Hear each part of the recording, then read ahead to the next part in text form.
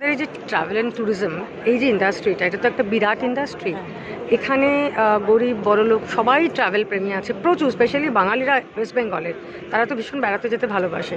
কিন্তু যেটা দেখা যাচ্ছে সেটা দিনে দিনে প্রচণ্ড এক্সপেন্সিভ হয়ে যাচ্ছে ট্রাভেলটা।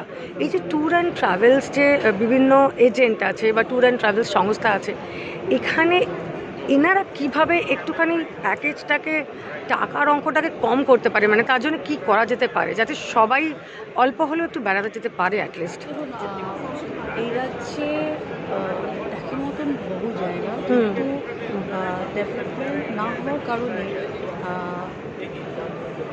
আজকে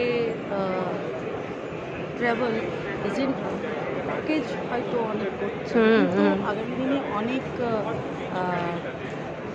ট্যুর প্লেস বাড়তে চলেছে। তার ক্ষেত্রে কী হবে?